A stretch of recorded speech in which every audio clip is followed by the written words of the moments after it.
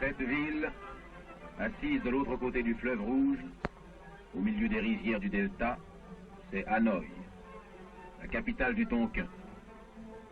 L'un des bastions du monde libre en Asie, l'une des villes aussi dont on parle le plus dans l'univers et dont on a prédit plus d'une fois la chute et la destruction.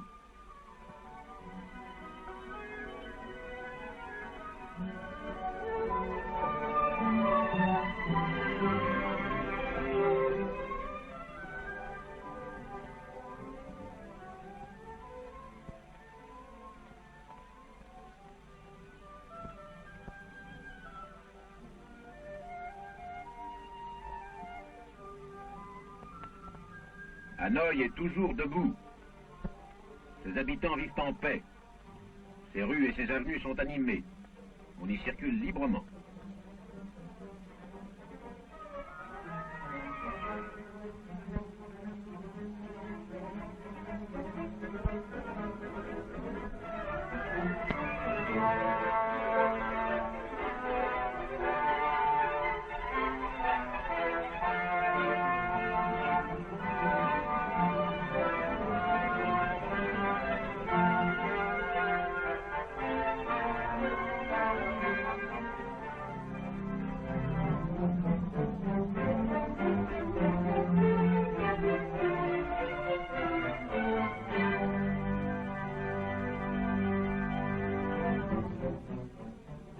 Et cependant, presque chaque soir à Hanoï, on entend le canon.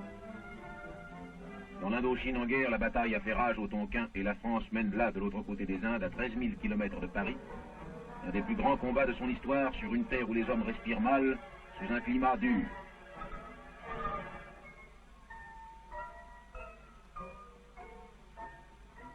Contre quel ennemi? S'il n'apparaît pas sur l'écran, c'est qu'il se terre comme d'habitude quand il n'est pas en force et qu'il attend la nuit pour bouger. Ces routes, ces rizières vides, ces collines et ces vallées ont été des champs de bataille sur lesquels on veille encore.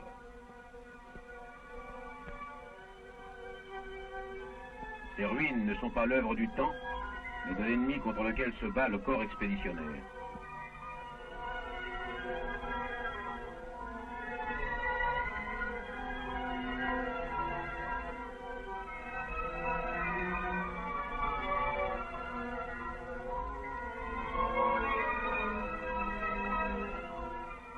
Ces morts ont été abandonnés par l'ennemi dans les barbelés d'un poste attaqué. Ces populations malheureuses fuient leurs villages en flammes et leurs champs dévastés par la guerre et la domination du Viet Minh qui prend leurs riz et leurs fils.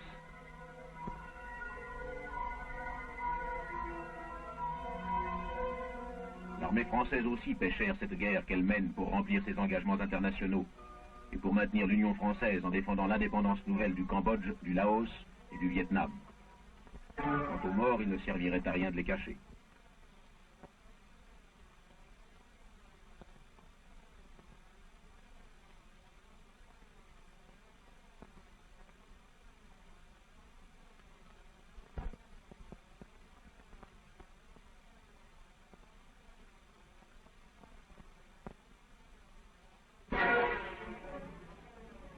C'est en automne 1950 que la véritable bataille du Tonkin a commencé, par des revers. Le harcèlement que le Viet Minh exerçait sur nos troupes depuis des années s'est transformé soudain en une offensive dont on n'avait pas prévu qu'elle serait si rude.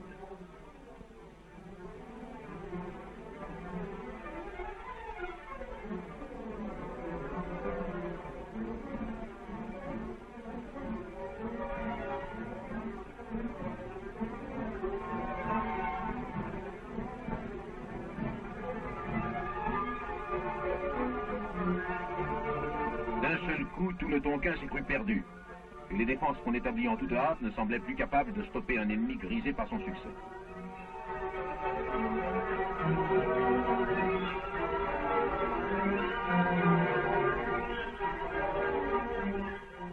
Pour arrêter la catastrophe, il fallut envoyer en Indochine un homme assez courageux pour jouer son prestige sur un terrain difficile et assez grand pour forcer la victoire.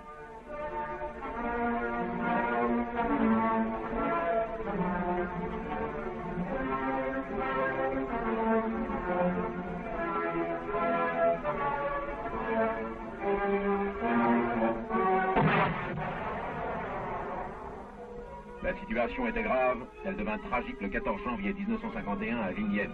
Dans la nuit du 12 au 13 janvier, du vendredi au samedi. Ça a commencé sur la droite. Ce fut une bataille dont Delattre reconnut l'importance décisive et qu'il gagna à l'emporte-pièce parce qu'il n'avait pas le droit de la perdre. Car c'était le sort du Vietnam qui se trouvait en jeu. Pour la première fois de cette guerre, le Viet Minh lançait à l'attaque 3 divisions bien instruites, bien armées et bien commandées. Delattre comprit que la guerre venait de changer de rythme. Il survola le champ de bataille en avion, gagna les postes de commandement avancés, interrogea les hommes qui avaient échappé aux premiers assauts, puis il se recueillit et il donna ses ordres.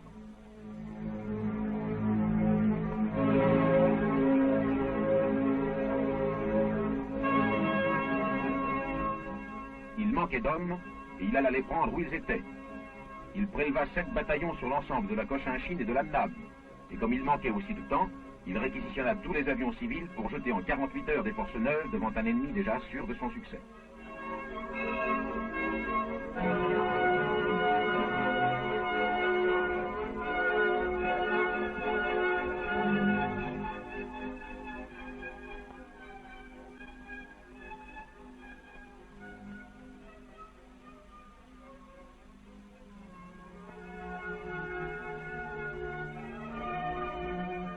À peine débarqués, de jour et de nuit, les troupes furent transportées en camions sur le champ de bataille, par des routes minées, au pied des collines, d'où déferlait l'ennemi vers la citadelle de Vignelles. Ce qui n'était pas imaginable devint soudain réalité. Ce n'était plus un général français qui livrait combat. C'était le génie même de la guerre qui rusait, cognait, bondissait et retourna la situation devant les divisions ennemies stupéfaites. Ho Chi Minh avait promis à ses hommes qu'il fêterait le Tet, c'est-à-dire le nouvel an vietnamien, à Hanoï. Seulement depuis décembre, les données du problème n'étaient plus les mêmes. Le corps expéditionnaire n'avait pas reçu de renfort, au contraire, mais l'âme de l'armée avait changé. Delattre commandait.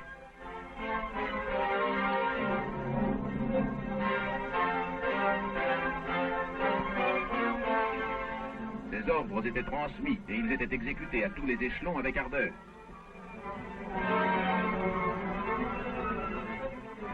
Et la fortune des armes changea de camp parce qu'un homme lui fit rebrousser chemin.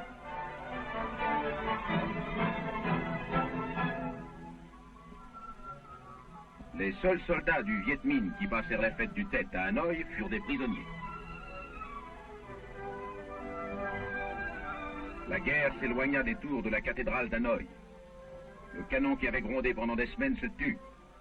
Dans le monde entier, l'étonnante nouvelle alla démentir la défaite annoncée trop tôt. Hanoï était sauvé, Hanoï respirait, Hanoï se remettait à vivre.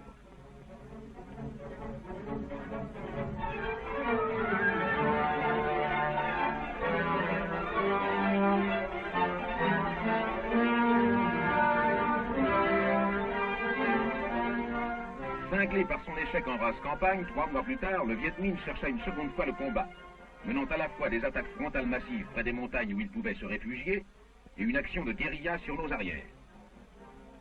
En juin, 3 divisions se jetèrent encore à l'assaut par le sud-est. La grande occasion était passée. Le succès de Vignelles avait donné à l'armée française une arme de vainqueur et le temps de s'adapter aux nouvelles méthodes de l'adversaire. Et surtout, il y avait Delattre. Il n'était pas seulement l'espérance, il était la foi. Et c'est la foi qui change les hommes. La foi et la volonté, tels doivent être les mots d'ordre de tous. Aux jeunes officiers, il disait, ce n'est pas pour les colonels que je suis venu, mais pour vous. Le Viet Minh ne pouvait plus gagner parce que Delattre avait fait mieux encore que d'électriser ses troupes. Il leur avait donné son propre fils. Il avait accepté le plus grand sacrifice qui puisse être demandé à un homme qui n'est pas de mourir, mais de voir mourir son fils unique presque sous ses yeux et dans l'œuvre même de ses mains. Et les honneurs rendus aux dépouilles mortelles de Bernard Delattre et de ses compagnons s'adressaient à tous ceux qui partagent la charge la plus lourde de cette guerre.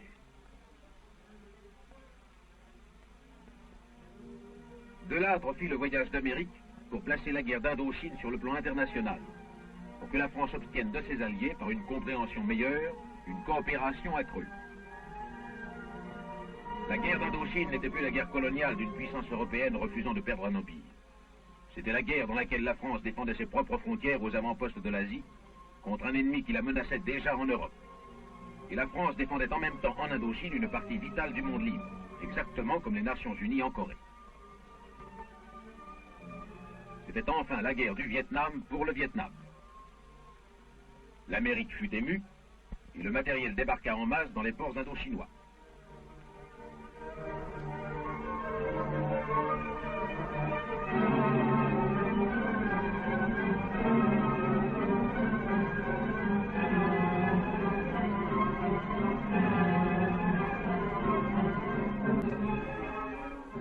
Peu après, le général Collins, chef d'état-major de l'armée américaine, venait rendre sa visite à Delat.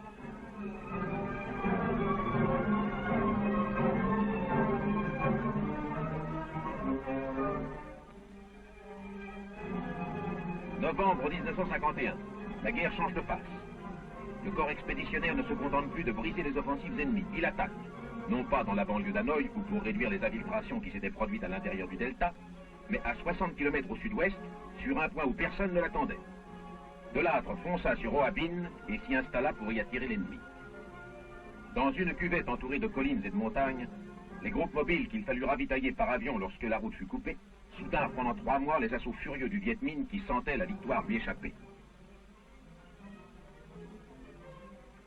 Le combat fut dur, mais il coûta 35 000 hommes au Viet Minh qui étaient enfin accrochés. Cet adversaire qui, depuis l'été, rompait sans cesse devant nous, était tombé dans le piège et subissait les coups terribles que nous lui portions.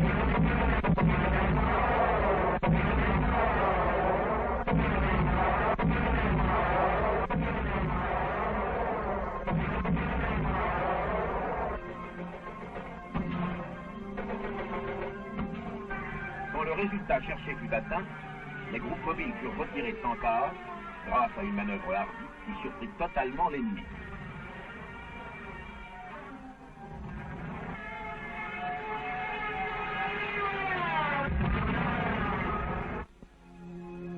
La maladie seule put abattre Delat. Avec le premier maréchal qu'elle donnait à son armée nouvelle, la France n'était pas seule à perdre un grand soldat et un homme de fer et de feu. Le Vietnam perdait aussi l'un des héros de son indépendance.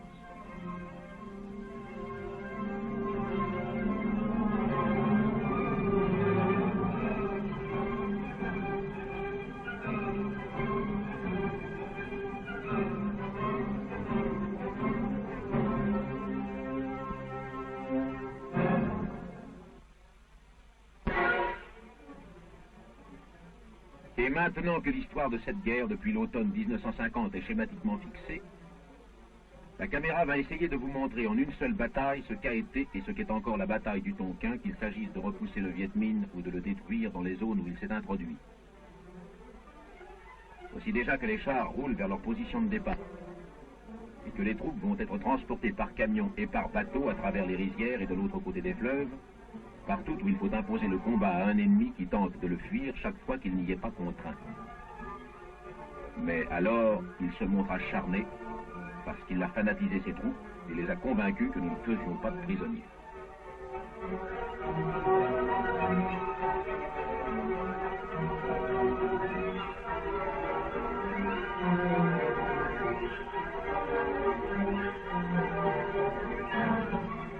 Si l'approche de nos forces est lente et si nous mettons en œuvre de puissants moyens mécaniques, c'est que le terrain est difficile et que nous sommes économes du sang de nos hommes. Cette bataille qui commence n'est pas Vinh Nguyen, ni Dong Trieu, ni le Dai, ni Hoa Binh, ni aucune de celles que Français et Vietnamiens ont dû mener pied à pied dans le delta, comme d'ailleurs en Cochinchine et en Annam, pour en chasser le Viet Minh. Mais chaque bataille du Tonkin a fourni ici une image, et chaque combattant d'Indochine s'y reconnaîtra. Comme vous reconnaîtrez son existence, ses peines et son courage.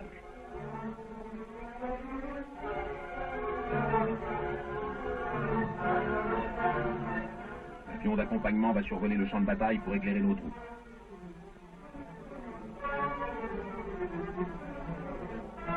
Les aérodromes et d'un porte-avions s'apprêtent à décoller les chasseurs et les bombardiers qui aideront l'infanterie à écraser les résistances. Mais ici, le témoin n'a plus qu'à se taire. Ici même, dans leur sécheresse de documents, les images seront plus fortes que les mots.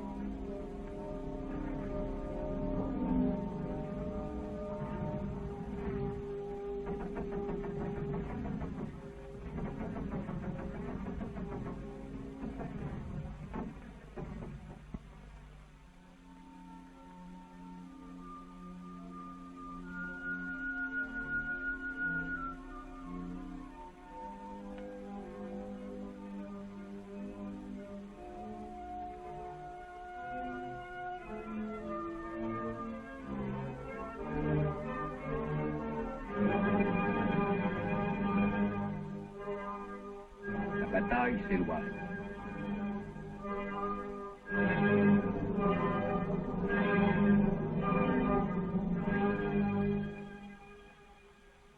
Maintenant que l'ennemi est vaincu, une zone nouvelle se trouve libérée et il faut penser au seul but de cette guerre qui est d'établir la paix et la justice. Il faut étendre aussi le règne de la pitié. Donner un toit à ceux qui n'en ont plus, rassurer les femmes, les vieillards et les enfants que les combats ont effrayés, vêtir ceux qui sont nus, soigner ceux qui sont malades, donner à manger à ceux qui ont faim. Et c'est le rôle des groupements administratifs mobiles créés par le gouvernement vietnamien.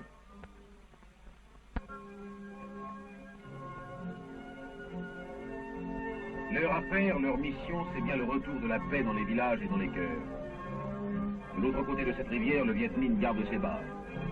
Il faut éviter qu'il en sorte à nouveau, et là encore, les armes sont nécessaires pour protéger les paysans. Il faut relever les ruines et reconstruire les routes.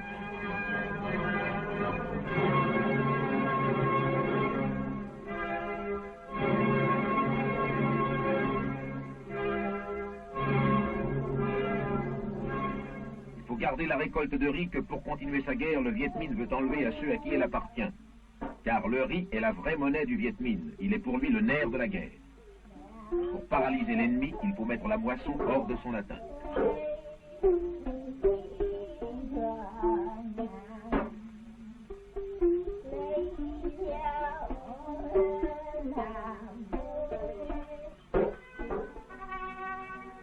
Ainsi, l'œuvre du maréchal de Lattre continue. Pour employer le simple mot des patrouilles, ça suit. Les chefs qui furent ses collaborateurs et qu'il forma commandent le corps expéditionnaire. Le même homme qui était son chef et son ami assure la continuité de la politique française.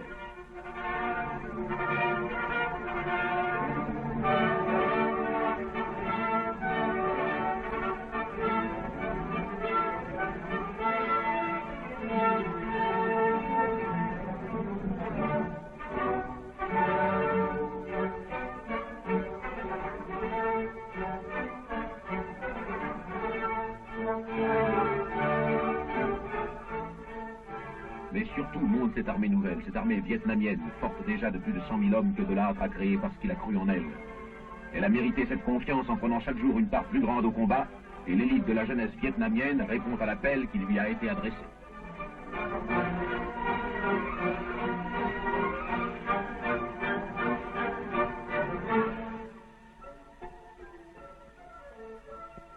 Soyez des hommes, c'est-à-dire, si vous êtes communiste, rejoignez le Viet Minh. Il y a là-bas des individus qui se battent bien pour une cause mauvaise. Mais si vous êtes des patriotes, combattez pour votre patrie.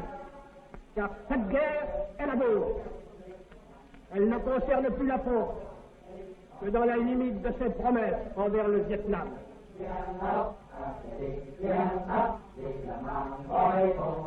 C'est moi qui ai connu et aimé la jeunesse de beaucoup de nations. Je dis que la jeunesse de ce pays est à la mesure de cette conscience et des exigences de l'histoire. J'ai confiance en vous. Vous êtes l'espoir qui n'a pas failli et qui ne sera pas déçu. Je crois que le monde sera sauvé par quelques-uns. Je crois que le Vietnam sera sauvé par vous.